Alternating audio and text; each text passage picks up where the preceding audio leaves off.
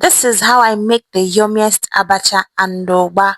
I make this in minutes. Abacha is a staple food. It can be prepared in different ways. Today I'm going to be preparing it with my oba.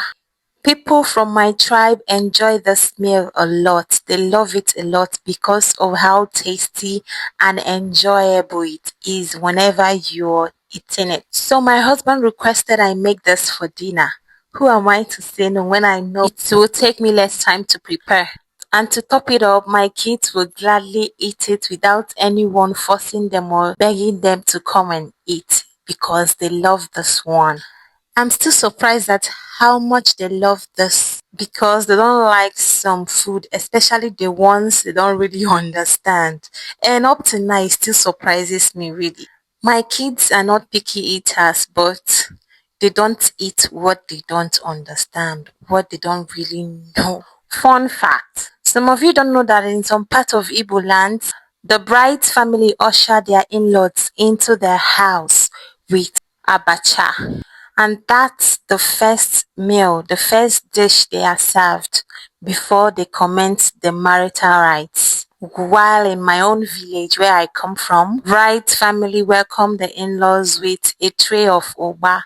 Yes, well garnished, well decorated oba, and the in-laws will be served with it the moment they step their foot into the house. It shows that they are well welcomed, that the bride family have accepted them fully before commencing the marital rites. Learning how to make abacha or oba wasn't my cup of tea at all.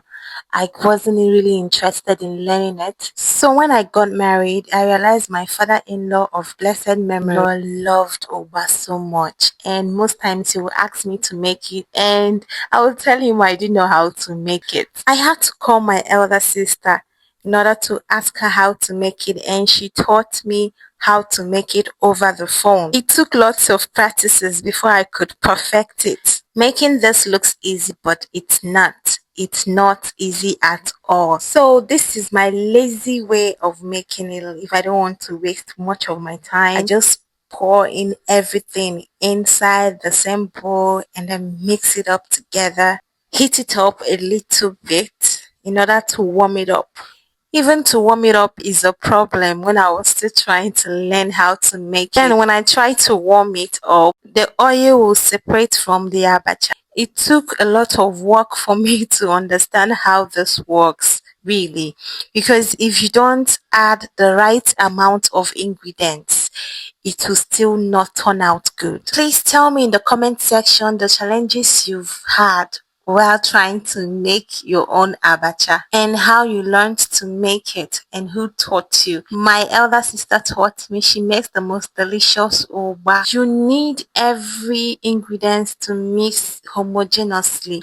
And the trick to achieving that is for you to start at a particular point, then mix gradually until you achieve the desired mixture you want. Make sure to taste though to see if everything is added in their right proportion. As you can see here, I had to add more crayfish in order to boost the taste. The abacha is ready, oh, come and eat, come and eat. Dinner is ready, everyone. Look at how yummy and delicious this abacha is looking.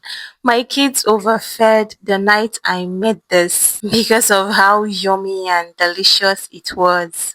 You see this otazi I'm adding right now, I don't like it at all. I just dislike the taste, but my husband likes it. So that's why I added it for him. And I topped it off with the chicken. Doesn't this look so delicious?